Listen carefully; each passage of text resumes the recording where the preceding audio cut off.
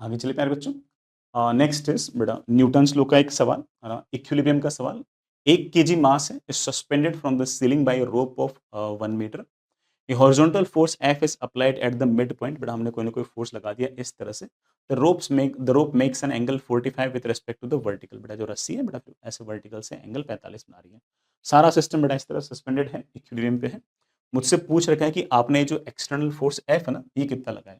बेटा very simple, अगर आपके पास ये 1 केजी है तो बेटा इसका mg आपके पास आएगा 10 न्यूटन। तो यहाँ पर जो टेंशन आएगी बेटा ये भी आपके पास आएगी 10 न्यूटन। तो इस नोड को अगर देखूं तो नीचे वाली रस्सी नीचे की तरफ खींच रही है बेटा कितने फोर्स से, 10 न्यूटन से। इस पॉइंट को बेटा आप खींच रहे हो इधर की तरफ कितने फोर्स से, F से। इस रस्सी में टेंशन है बेटा T1, ये बेटा T1 से यूं खींच रही है।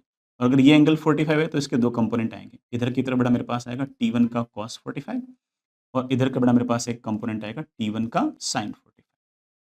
हम भली बात बेटा इस बात को जानते हैं कि जो नोड है बेटा वो तो अगर इक्विलिब्रियम पे है तो ऊपर का फोर्स बराबर नीचे का फोर्स। तो हम बड़े आराम से बोल सकते हैं कि T1 upon √2 should be equal to नीचे की तरफ लगने वाला 10 न्यूटन।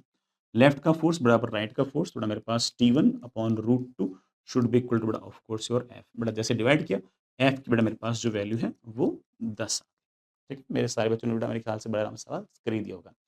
बट मैं यहाँ पर आपके साथ एक छोटा सा कॉन्सेप्ट और डिस्कस करना चाहता हूँ। मैंने बेटा वो क्लास के अंदर भी पढ़ा रखा है, बस रिवाइज कराने के लिए बता रहा हूँ। और वो है बेटा आपका लामीज थ्योरम। मोस्टली बच्चों को बड़ा याद ही होगा, मैंने आपको क्लास में कई बार बता रखा है। लामीज थ्योरम तब लग रहे होते हैं जब आपके पास 3 फोर्स होते हैं और तीनों फोर्सेस का जो नेट फोर्स है बेटा आपके पास वो 0 आ रहा हो। तो जैसे इस वाले केस में लगा के दिखाता हूँ। जैसे ये नोड है, इस गांठ पर नीचे की तरफ जो फोर्स लग रहा है बेटा मेरे पास वो 10 न्यूटन है। इधर की तरफ जो फोर्स लग रहा है बेटा वो F है और ये वाला एंगल मेरे पास 90 है। ठीक है, इसी तरह से बेटा मेरे पास एक फोर्स है ऐसे, बेटा ये मेरे पास T1 था शायद, और ये वाला जो एंगल है मेरे पास, ये वाला एंगल 135 डिग्री है। दिख रहा ना सबको। बेटा उसी तरह से मेरे पास ये वाला जो एंगल है ये 135 डिग्री है।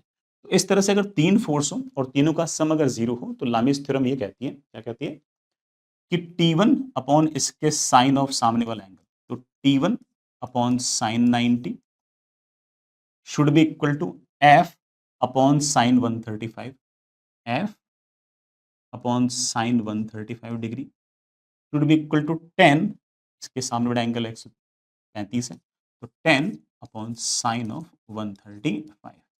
हालांकि टी तो हमसे पूछा ही नहीं, तो इसको तो लिखने से कोई फर्क पड़ता नहीं। यहाँ साइन 135 कैंसिल हो गया, तो एफ की वैल्यू मेरे पास इस तरह से 10 आ गई। ठीक है प्यारे बच्चों,